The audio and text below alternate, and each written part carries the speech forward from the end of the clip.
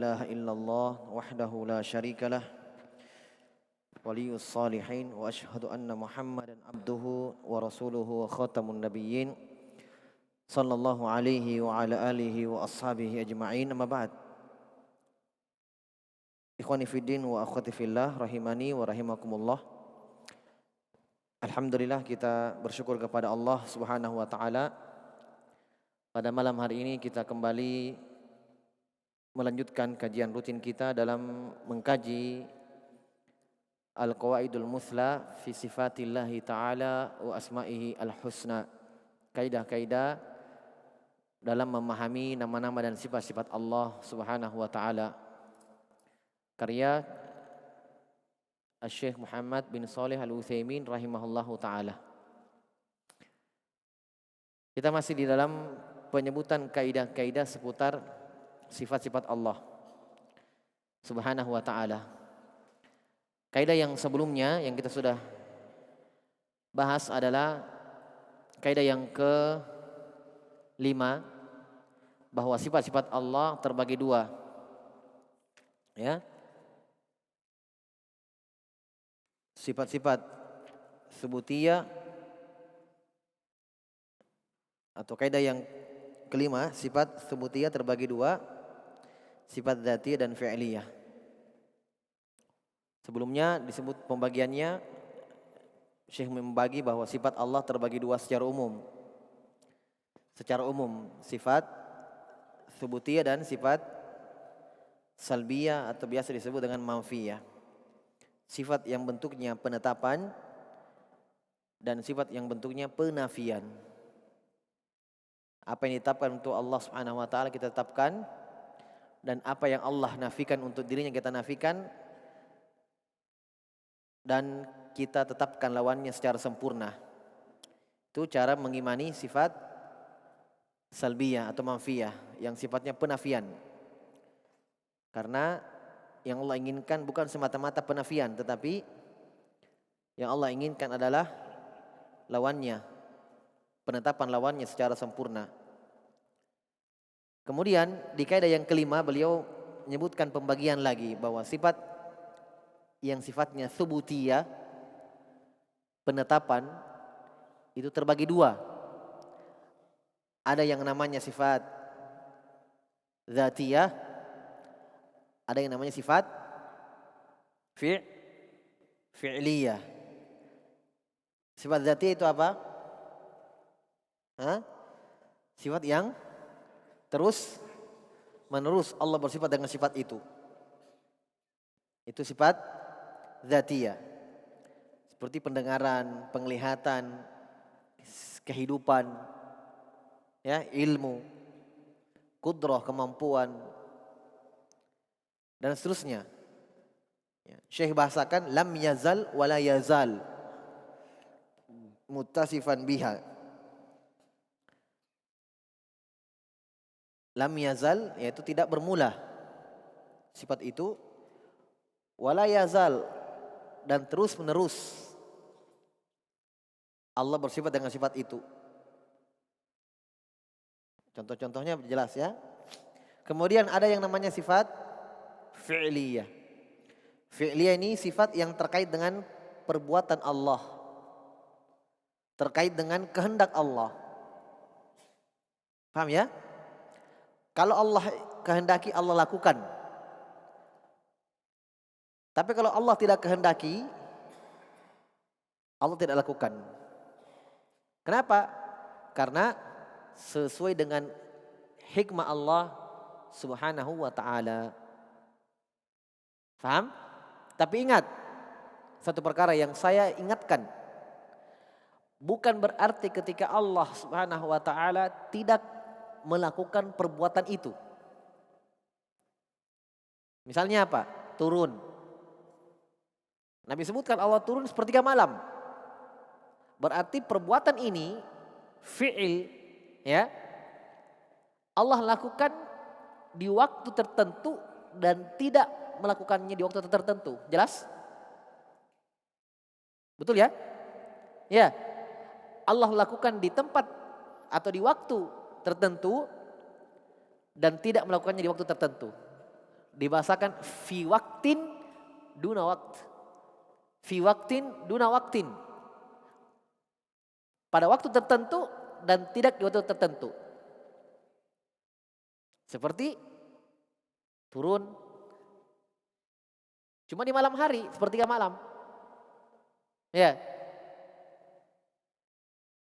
Seperti sifat fi'il mencintai. Kenapa? Karena tidak semua hamba dicintai oleh Allah. Ada yang dimurkai oleh Allah.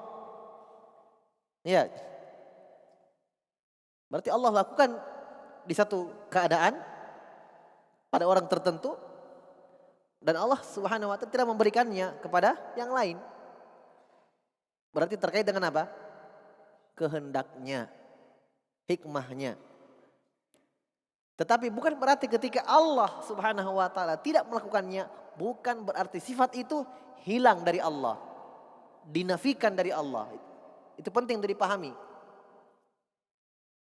Faham? Berarti dari sisi ini bisa kita katakan perbuatan Allah semuanya sifat-sifat yang masuk di dalam af'al. Saya sudah gambarkan pernah ya? Iya. Saya gambarkan ulang. Hah? Tidak apa-apa saya gambarkan ulang.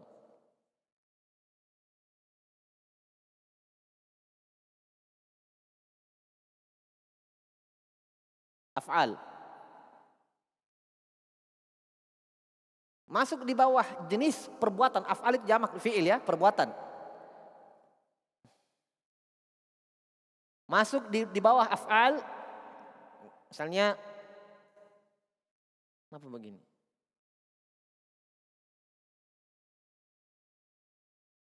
Allah musta'an.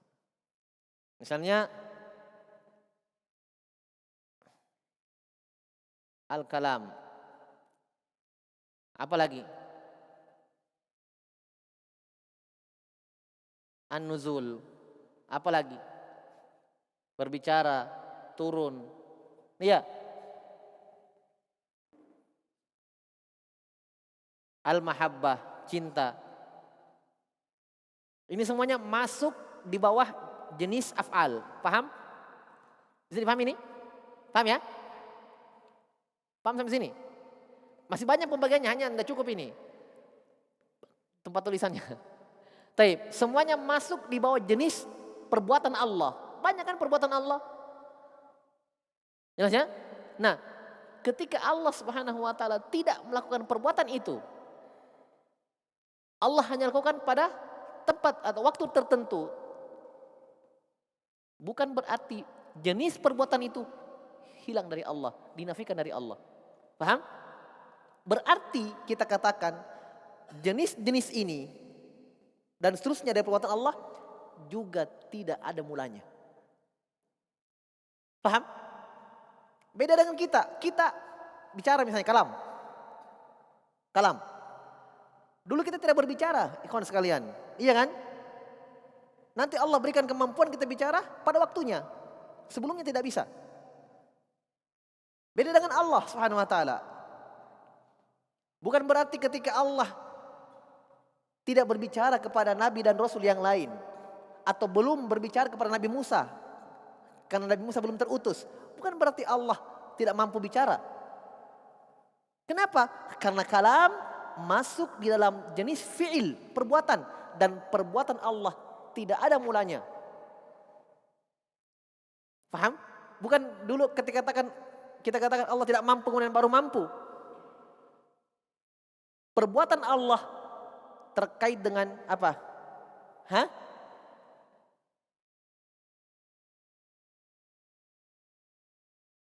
Al-masyiah. Iya kan? Perbuatan terkait dengan masyiah. Dan kehendak Allah, masyiah Allah Subhanahu wa taala tidak ada mulanya, tidak ada batasannya. Paham? Makanya dari sisi ini kita kembali.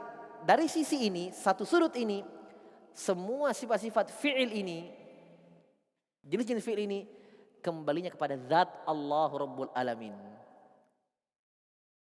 Paham? Kemarin pada pekan yang lalu, 2 pekan lalu, bukan pekan lalu, pekan lalu libur ya. 2 pekan lalu disebutkan oleh Ibnu Utsaimin salah satu contoh sifat yang dia zatiyah dari satu sisi dan fi'liyah dari satu sisi. Sifat apa itu? Sifat apa itu? Kalam. Iya kan? Ini contohkan. Dari satu sisi dia zatiyah. Kenapa? Karena sifat ini bermula. Dilihat dari pengertian sifat zatiyah, lam yazal wala yazalu muttasifan bihi. La yazal tidak bermula, azalan. Wala yazal terus menerus. Kalam dari sisi itu tidak ada mulanya. Tidak dikatakan Allah dulu tidak bisa bicara kemudian baru mampu berbicara. Jelas? Kalam. Dari satu sudut juga, dan satu sisi, kalam Allah sesuai dengan kehendak dan perbuatan Allah. Betul? Allah berbicara kepada Nabi Musa sekehendak Allah. Allah berbicara kepada Nabi kita Muhammad SAW ketika peristiwa Mi'raj, kehendak Allah. Waktunya berbeda. Berarti kalam sifat dzatiyah sekaligus sifat fi'liyah. Faham? Nah, kalau di sini kita sudah paham pembahasan itu, berarti kita bisa katakan sifat-sifat fi'il atau jenis-jenis fi'il Allah, perbuatan Allah juga akan kembali kepada zat Allah Subhanahu wa taala yang dalam artian tidak ada mulanya. Hanya memang yang sering dicontohkan oleh para ulama kalam. Paham ini? Jelas ya? Makanya ini sebenarnya tangga yang berikutnya atau kaidah yang berikutnya, ilmu yang berikutnya, itu tahap tadi. Paham dulu zat itu apa, fi'liyah itu apa. Ini yang saya ingatkan. Ini faedah sebenarnya. Nah, hanya memang para ulama ketika membagi ini zat ini fi'liyah supaya kita mudah memahaminya. Saya sengaja jelaskan ini supaya kita jangan keliru dalam memahami. Ya. Jangan sampai ada yang memahami bahwa fi'il Allah, perbuatan Allah ada yang baru. Baru dalam artian dulu Allah tidak bersifat dengan sifat itu, kemudian baru bersifat ketika Allah lakukan. Ini keyakinan orang-orang Jahmiyah, Mu'tazilah, Ahlul Bidah. Iya. Orang-orang Jahmiyah dalam bab takdir mengatakan apa? Al-amru unuf. Perkara itu baru. Maksudnya baru apa? Nanti terjadi baru Allah tahu. Sebelumnya Allah belum mengetahui apa-apa. Ma'bad al-Juhani, ya, yang pertama kali mengucapkan itu di zaman sahabat Ibnu Umar masih hidup. Dijelaskan oleh Yahya bin Ya'mur ketemu dengan Ibnu Umar. Dia dengan temannya, disebutkan kisahnya dalam Sahih Muslim. Dia dengan temannya ketemu dengan Ma'bad al-Juhani, mengatakan al-amru unuf. Perkara itu baru. Allah belum tahu sebelum terjadinya. Nanti terjadi Allah tahu. Kemudian Yahya bin Ya'mur dan temannya, seorang tabi'in juga, berniat haji dan umroh. Iya. Dan ini kejadian di Basra ini, di Irak. Mereka mau haji umroh. Kata mereka, semoga Allah mudahkan kita berdua bertemu dengan salah seorang sahabat Nabi. Kalau kita ketemu dengan sahabat Nabi, kita akan laporkan ucapan Ma'bad al-Juhani. Allah mudahkan, Allah kabulkan doanya, ketemulah mereka di Masjid Nabawi. Dijelaskan, diceritakan tentang apa yang diucapkan oleh Ma'bad al-Juhani tadi, Jahmi. Apa kata Ibnu Umar? Kalau kamu ketemu dengan dia, fa'akhbirhu anna ibna Umar bari'um minhu wa annahu bari'um minni wa annahum bura'u minni. Beritahu dia bahwa Ibnu Umar berlepas diri dari dia dan dia juga berlepas diri dari saya. Dan kalau seandainya dia memiliki segunung Uhud dari emas, dia infakkan di jalan Allah, tidak akan pernah Allah terima sampai dia beriman kepada takdir. Baru Imam Muslim membawakan hadis tentang hadis Jibril tentang keimanan, rukun iman, disebutkan iman kepada takdir dalam Sahih Muslim. Jelas ya? Nah, jadi kita tidak boleh meyakini bahwa ada perbuatan Allah yang baru terjadi atau yang baru Allah bersifat dengan sifat itu. Tidak ada sifat Allah yang baru. Ya, itu ditinjau dari apa? Ditinjau dari jenisnya. Perhatikan ini jenis namanya, jenis af'al. Iya.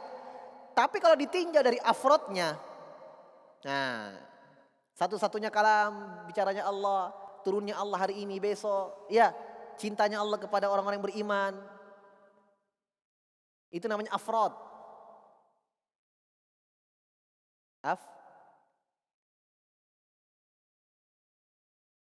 Afrod. Satu persatu. Ahad, afrod sama. Paham ya? Kalau ini iya.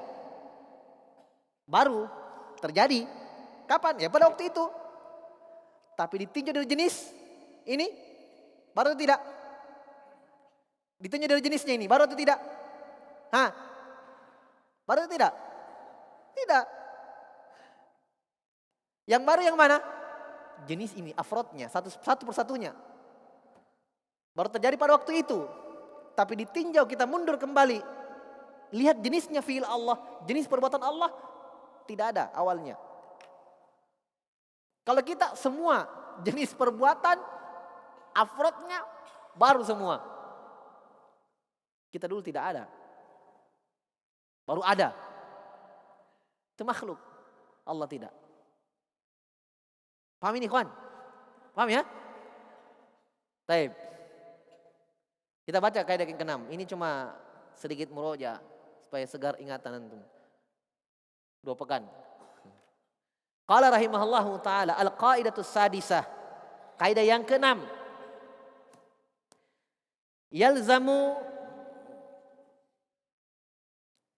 Yalzamu fi isbatis sifati takhalli an mahdhurain azimain. Ahaduhuma at-tamtsilu watsani at-takyifu. Kaidah yang ke-6. Yalzam, harus, wajib. Yalzam, ilzam. Ya. Makanya kalau antum belajar usul fikih ditanya, apa itu wajib? Pengertiannya apa wajib? Ma alzamahu syari'u. Apa yang syariat mengharuskannya. Ilzam. Ya. Harus, yalzam. Wajib, wajib apa? Wajib kita dalam menetapkan sifat-sifat. Wajib apa? At-takhalli. Harus, wajib kita apa? At-takhalli. Ini susunannya sebenarnya takdim wa takhir. Susunannya begini. Yalzamut takhalli fi isbatis sifat. Paham? Susunannya begitu sebenarnya.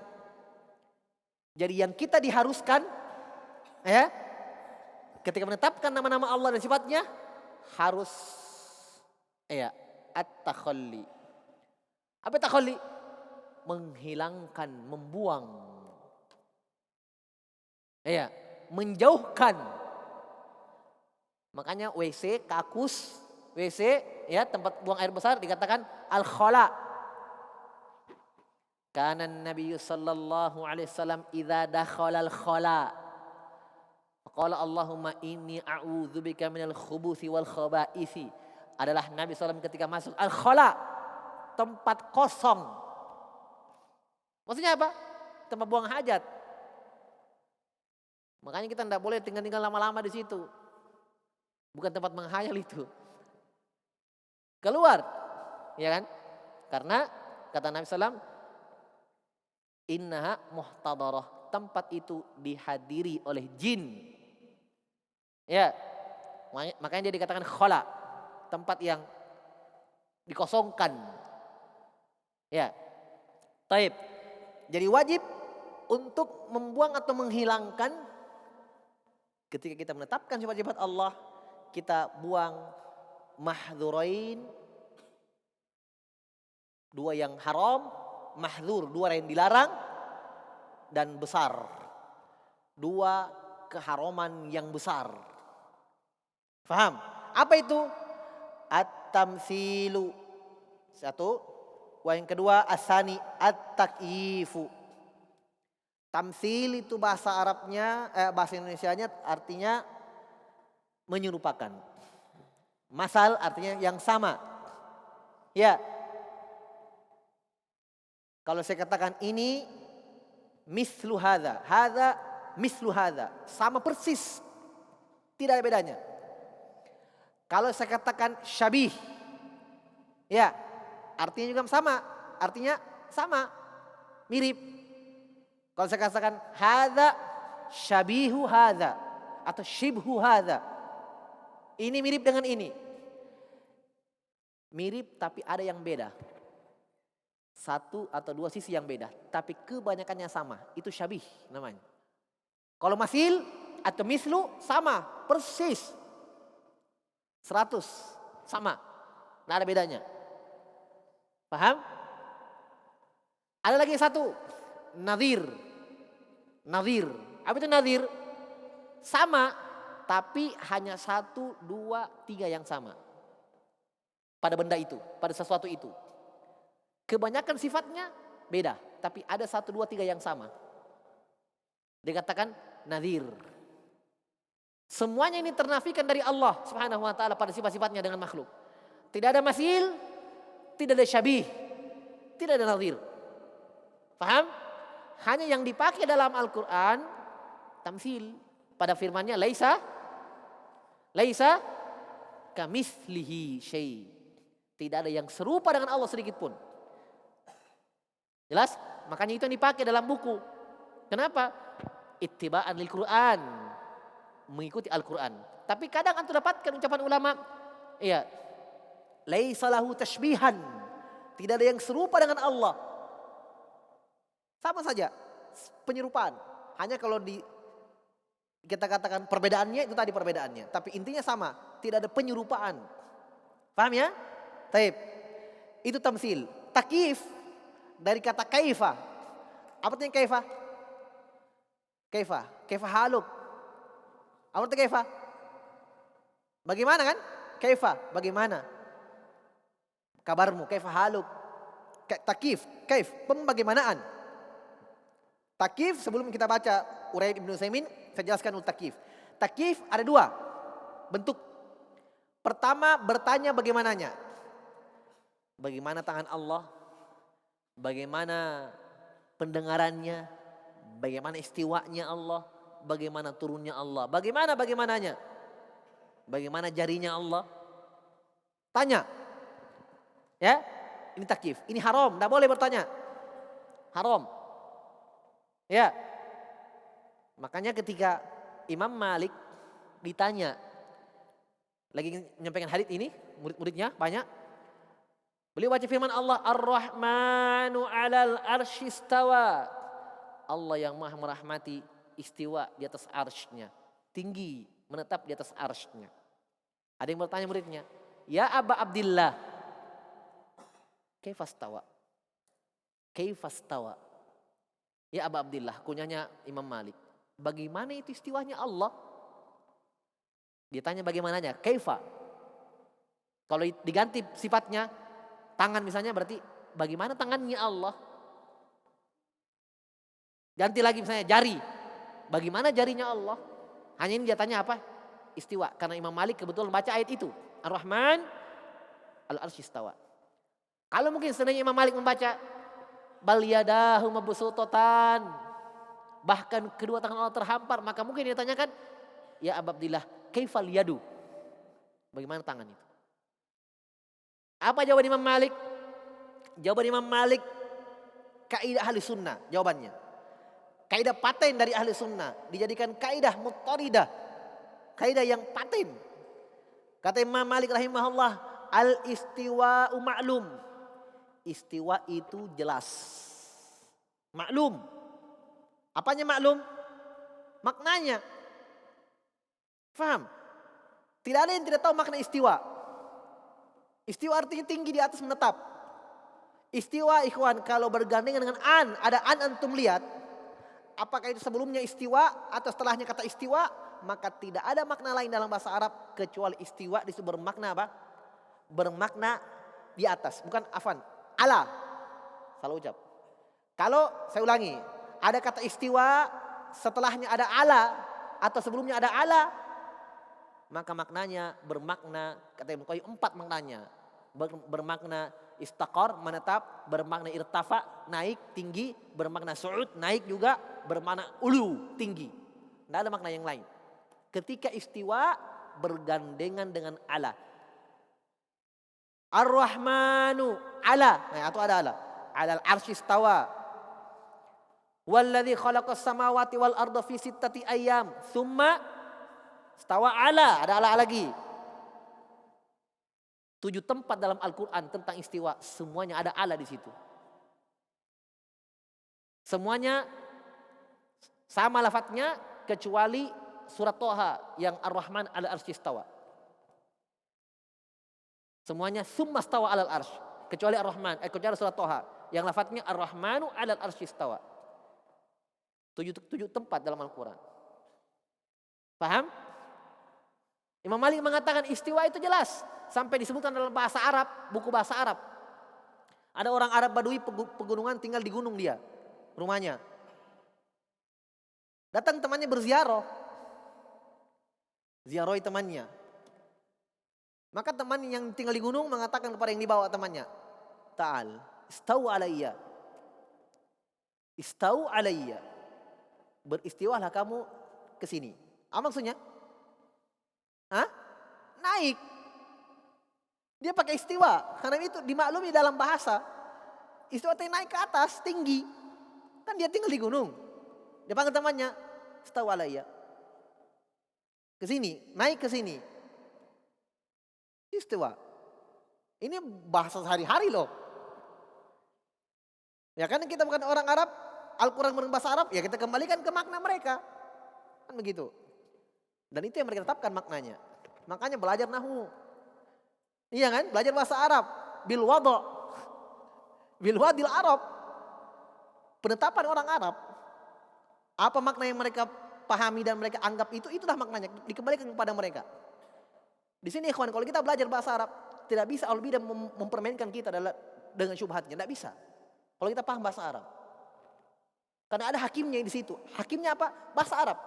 Jadi kalau mereka mempermainkan kita dalam bahasa Arab, tidak bisa. Iya kan? Kecuali kalau mereka buat kaidah sendiri, kaidah baru. Misalnya mereka mau bawa misalnya ya, kaidahnya lontara di situ. Tidak bisa. Iya kan? Orang Arab sudah punya kaidah dalam bahasa mereka. Mereka yang buat berdasarkan dengan tatabbu. Ya. Wal istiqra. Dengan tatabbu, baca Al-Quran, baca hadits dan membaca buku-buku dan percakapan-percakapan mereka orang Arab. 3 itu. Dari sinilah dibuat buku nahwu. Al-Quran, sunnah, dan percakapan orang-orang Arab. Dibuatlah buku-buku nahwu. Kan para sahabat ada buku nahwunya kan? Tidak ada para sahabat belajar marfu, majarur, mansub. Tidak ada mengirob sahabat. Tidak ada. Tapi ingat, mereka berada pada puncak pemahaman dengan bahasa Arab. Pernah dengarkan kisah masuknya Islamnya Dimat radhiyallahu anhu? Iya kan? Yang tukang ruqyah. Pokoknya dia kerjanya masih musyrik, ruqyah orang gila. Orang gila dibawa, diruqyah, dibaca-bacai. Nah, datang itu Muhammad ke ruqyah, gila. Panggil, bawa sini. Nabi datang. Dia masih musyrik ini ya. Pas dia mau ruqyah Nabi mengatakan innal hamdalillah nahmaduhu wa nasta'inuhu wa nastaghfiruh wa na'udzubillahi min syururi anfusina min sayyiati a'malina. Selesai. Khutbatul hajah. Kata Dimat radhiyallahu ta'ala anhu, saya sudah dengarkan semua ucapan tukang-tukang sihir. Semua ucapan dukun-dukun. Saya tidak pernah dengarkan ucapan seperti ini. Ucapanmu ini wahai Muhammad sampai ke dasar laut yang paling dalam. Langsung mengucapkan asyhadu an la ilaha illallah. Dia yang diruqyah. Langsung asyhadu an la. Kenapa? Kata para ulama, pemahaman bahasa. Musyrik ini pemahaman bahasa. Ketika mereka diperintah mengucapkan la ilaha illallah, apa mereka katakan dalam surah Shad? Aja'alal alihata ilahu wahida inna hadzal syai'un ujab. Iya kan? Nabi berdiri tempat yang tinggi mengatakan, "Kau ya qaum qulu la ilaha illallah tuflihu." Wahai kaum, mengucapkan la ilaha illallah, kalian akan beruntung. Jawabannya apa? Dalam surah Shad di awalnya. Aja'alal aliyata ilahu wahida. Inna hadza lasyai'un ujab. Apakah Muhammad ini mau menjadikan sembahan kita cuma satu saja? Kenapa ini jawabannya? Hah? Karena mereka paham kalimat yang luar biasa ini, la ilaha illallah, mengharuskan apa? Sembahan tidak boleh lebih dari satu. Harus cuma Allah. Makanya tidak mau ucapkan. Karena ini kalimat mereka paham. Luar biasa ini kalimat ini. Keharusannya, konsekuensinya, tinggalkan berhala, tinggalkan semua. Tidak mau mereka. Kalau sekarang tidak, ucapkan kalimat itu tidak tahu maknanya. Kalau mereka tahu maknanya tidak mau ucapkan. Orang Bugis bilang, si runtuh aku dapat. Iya kan? Mereka tahu tapi tidak mau ucapkan. Kalau kita ucapkan, baca, tidak tahu artinya. Tidak tahu maknanya. Apalagi mau tahu konsekuensinya, mau mengamalkan. Allah selamatkan, Allah rahmati mereka orang yang berilmu yang belajar. Subhanallah, Nabi diperintah untuk mengilmui la ilaha illallah. Fa'lam annahu la ilaha illallah wastaghfir li dzambik. Wahai Muhammad, ilmui dulu la ilaha illallah baru kamu dakwahkan. Pahami dulu, fa'lam, ketahui dulu la ilaha illallah, maknanya, konsekuensinya, keharusannya, baru kamu ajarkan. Jelas ya? Taib. Makanya ahlul bid'ah, filsafat, ahlul kalam mempermainkan itu bahasa supaya jadi pengkaburan. Tidak bisa. Allah selamatkan agamanya melalui apa? Para ulama, para a'immah. Tidak bisa. Syekhul Islam Ibnu Taimiyah mengatakan, ketika ada ahlul bid'ah yang berdalil dengan ayat, saya bantah bukan dengan ayat yang lain. Itu ayat yang dia pakai, saya bantah dengan itu. Tidak bisa, mau kemana? Belum dengan ayat yang lain. Ayat yang dijadikan syubhat, justru itu bantahan untuk dia. Kamu lawan Syekhul Islam Ibnu Taimiyah. Tidak pernah selama ada filsafat, sejarah filsafat muncul, tidak pernah mereka mengalami kekalahan, kecuali kekalahan yang paling hancur mereka dapatkan di zaman Ibnu Taimiyah masih hidup. Di zaman Syekhul Islam Ibnu Taimiyah masih hidup. Nggak bisa mereka berkutik di situ. Sampai beliau mengarang kitab yang berjilid-jilid yang terkenal, Dar'ut Ta'arud Bainal Akli wan Naqli. Menolak kontradiksi, pertentangan antara akal dan nakal. Quran, sunnah. Tidak ada pertentangan. Berjilid-jilid itu buku. Kau menyerah filsafat, angkat tangan menghadapi Syekhul Islam rahimahullah. Makanya kata para ulama, itu Syekhul Islam itu ayatun min ayatillah. Tanda dari tanda-tanda kekuasaan Allah. Ibnu Qayyim mengatakan laisa syai' mithluhu. Tidak ada yang semisal dia selama saya hidup, kata Ibnu Qayyim muridnya. Selama saya hidup, maksudnya ya mungkin kalau setelah Ibnu Qayyim meninggal ada yang lebih pintar daripada Ibnu Taimiyah mungkin, tapi kata Ibnu Qayyim selama saya hidup, saya tidak pernah lihat orang seperti dia. Kata Ibnu Qayyim rahimahullah, selama saya hidup. Tidak ada samanya. Maksudnya Ibnu Qayyim berguru di sana, berguru di sini, tapi ini orang luar biasa. Syekhul Islam Ibnu Taimiyah rahimahullah ta'ala. Baik. Kata Imam Malik rahimahullah, istiwa ma'lum wal kaifu majhul. Istiwa itu maklum, maknanya jelas, tapi kaifiatnya majhul. Tidak ada yang tahu. Apa itu kaifiat? Bentuk, hakikat. Ya. Wal imanu bihi wajibun, beriman dengannya wajib. Was-su'alu anhu bid'atun, bertanya tentangnya bid'ah. Ini 4. Maknanya jelas, kaifiatnya tidak ada yang tahu kecuali Allah, beriman dengannya wajib, bertanya tentangnya, ini kita bahas ya. Bertanya tentangnya bid'ah. Kenapa bid'ah?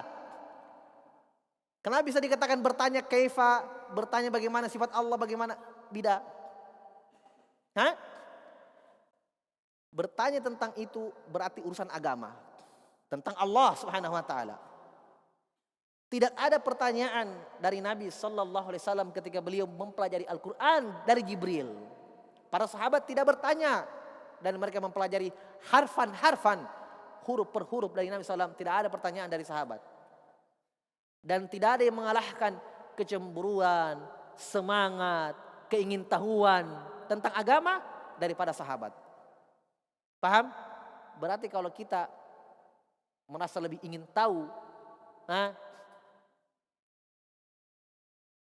mau beramal, mau ini, mau semangat, tidak bisa mengalahkan sahabat. Berarti kalau lebih dari mereka, hati-hati.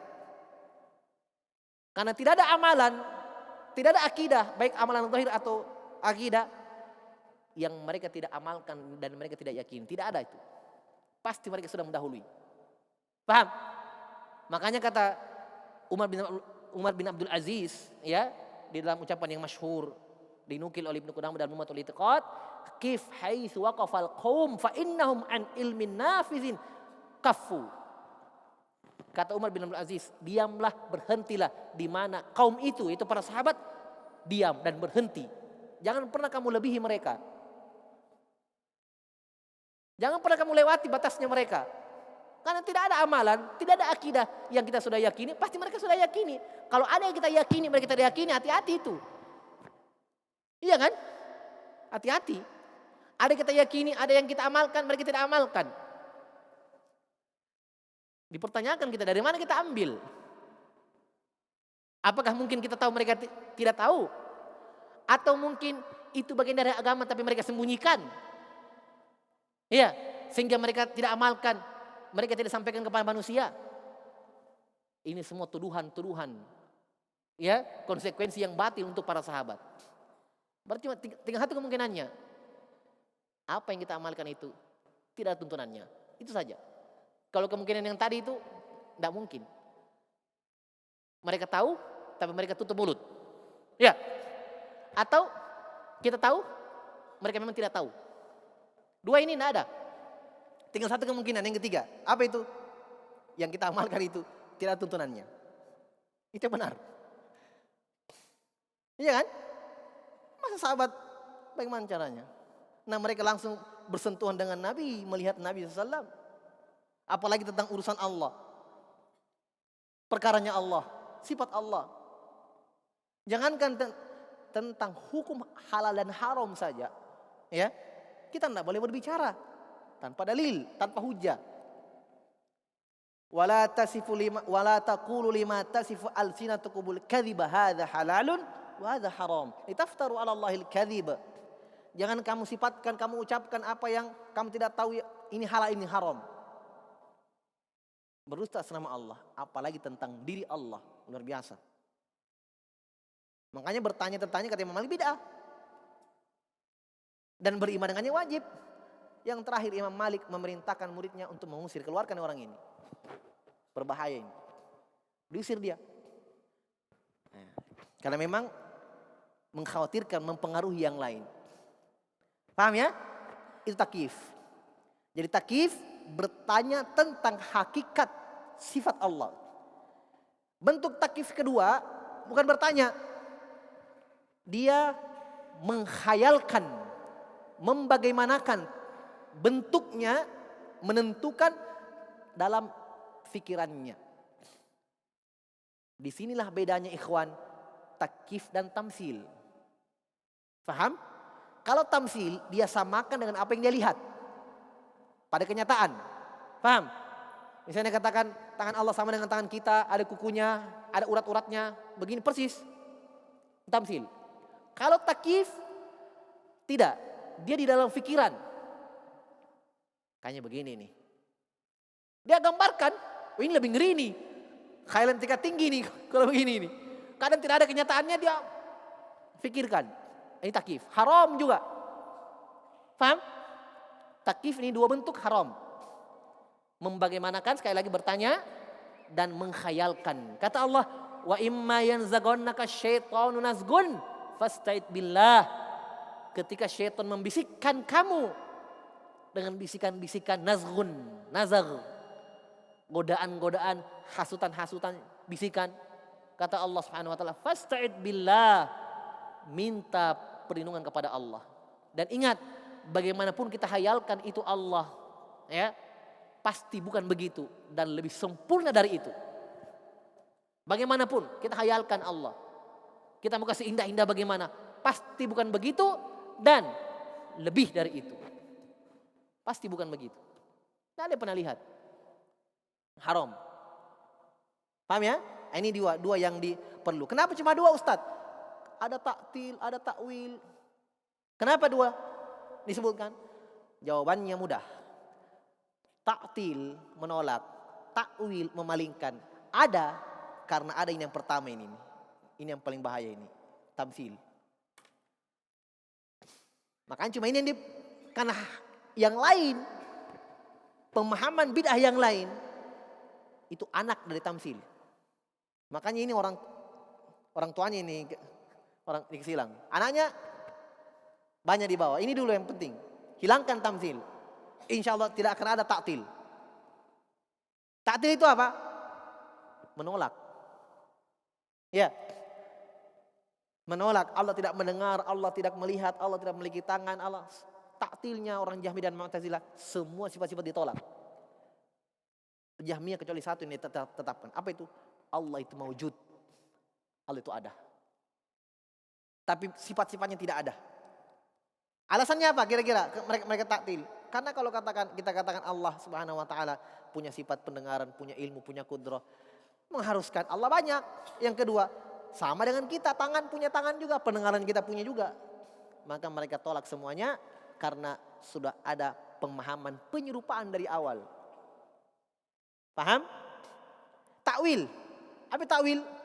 Menolak juga, sama menolak juga.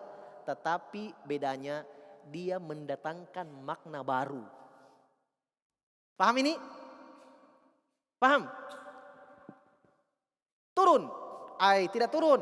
Bukan turun itu, bukan Allah yang turun, tapi malaikat. Berarti ada penambahan, ada kata baru, ada makna baru yang didatangkan. Beda yang pertama tadi, kalau taktil tidak ada makna. Tidak mendengar, tidak melihat, tidak punya tangan, tidak punya wajah, tidak ada. Terus tidak ada. Nah, kalau tawil tidak, tawilnya menolak juga, menolak. Hanya ada pemaknaan yang didatangkan yang tidak sesuai dengan zahir ayat. Tangan bukan tangan tapi kemampuan, yang turun bukan Allah tapi malaikatnya, wahyunya. Paham? Berarti siapa bisa jawabin pertanyaan saya? Berarti apa perbedaan dan persamaan ta'tilan takwil? Berarti setiap ada takwil pasti ada apa? Setiap ada takwil, takwil apa tadi takwil? Datangkan pemaknaan. Berarti pasti ada taktil. Tapi tidak semua taktil ada takwil. Jahmiyah tidak melakukan takwil. Kenapa? Tidak ada makna yang didatangkan. Hanya menolak saja. Kalau ini parah dia menolaknya. Ada kalimat-kalimat yang didatangkan, makna-makna. Lebih terkecoh orang ini kalau yang begini ini. Syubhat, parah. Iya kan?